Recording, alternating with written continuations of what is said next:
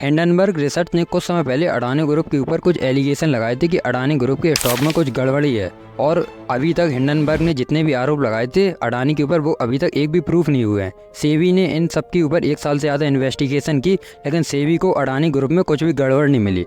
और गौतम अडानी को इस हिंडनबर्ग की रिपोर्ट की वजह से $153 बिलियन का नुकसान हुआ था। और हिंडनबर्ग ने खुद अडानी स्टॉक की शॉर्ट सेलिंग करके $4 मिलियन से ज़्यादा रुपए कमाए थे।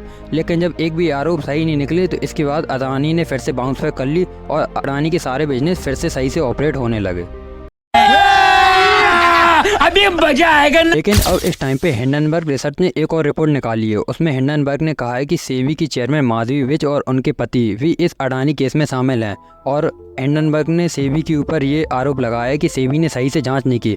और हिंडनबर्ग ने माधवी विज और उनके पति के खिलाफ ये आरोप लगाया है कि अडानी की कंपनी में जो भी फॉरेन इन्वेस्टमेंट मॉरिशस और कई सारे आइलैंड से आया है, उन सारे इन्वेस्टमेंट में माधवी विज और उनके पति भी शामिल हैं। अरे देवा, ये गड़बड़ है बाबा। इन सब आरोप के बाद माधवी विज और उनके पति ने कहा कि वो अडानी केस में बिल्कुल भी इन्वॉल्व नहीं है। अब ये सारी बात तो जब भी पता चलेगी जब कोई जांच होगी। तू समझा? हाँ।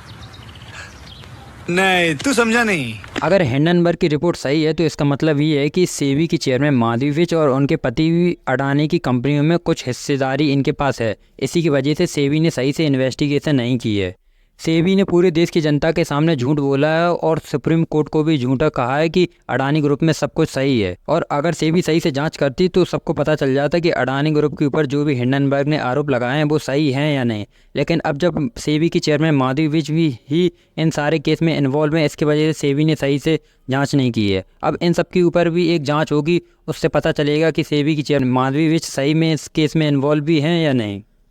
इसके साथ ही हिंडनबर्ग रिसर्च ने एक और ऐलान किया है। उन्होंने कहा है कि हम जल्दी एक और भारतीय कंपनी के ऊपर जांच करेंगे और अब फिर से बहुत ही जल्द कोई इंडियन बड़ी कंपनी के ऊपर हिंडनबर्ग अपनी रिपोर्ट ला सकता है और उसके बाद भी उस कंपनी का वही हाल हो सकता है जो कि अडानी ग्रुप का होगा।